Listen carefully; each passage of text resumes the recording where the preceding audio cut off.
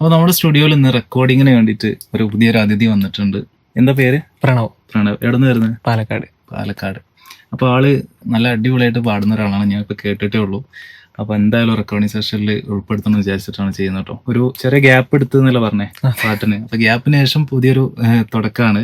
അതെന്താ നല്ലൊരു തുടക്കമാവട്ടെ എന്ന് ആശംസിക്കുന്നു. ഓക്കെ, അപ്പം നമുക്ക് പാടിയല്ലോ. ഓക്കെ. കൂളായിട്ട് പാടിക്കോ. അപ്പോൾ ഇവിടെ നിങ്ങൾക്ക് പാടി തന്നില്ലേ, ആ ഒരു ഫീലില് മാക്സിമം നമ്മൾ വീട്ടിൽ നിന്നൊക്കെ പാടുമ്പം നമുക്ക് ആ കൂളായിട്ട് നമ്മൾ പാടുക, ആ ഒരു ലെവലിൽ തന്നെ ചിന്തിച്ചാൽ മതി കേട്ടോ. പോവാം. ഓക്കെ. നീലശൈലങ്ങൾ നീർത്ത മഞ്ഞാലെ നിന്നെ മൂടുന്നുവോ. ഓക്കെ, ഇപ്പൊ നമ്മൾ പാടിയപ്പോ കംപ്ലീറ്റ് ഒറ്റ സ്ട്രെച്ചിലല്ലേ പാടി.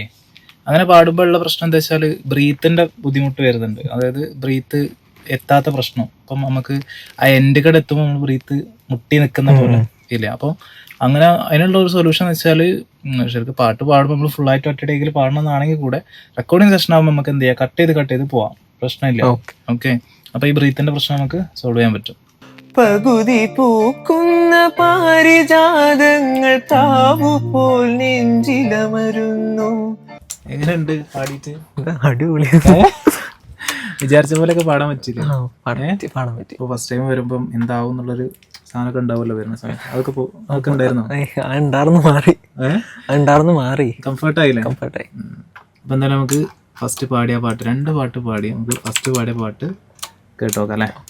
നീലശൈലങ്ങൾ നീർത്ത മഞ്ഞാലെ നിന്നെ മൂടുന്നുവോ, രാജഹംസങ്ങൾ നിന്റെ പാട്ടിന്റെ വെണ്ണയുണ്ണുന്നുവോ, പകുതി പൂക്കുന്ന പാരിജാതങ്ങൾ പ്രാവുപോൽ നെഞ്ചിലമരുന്നു.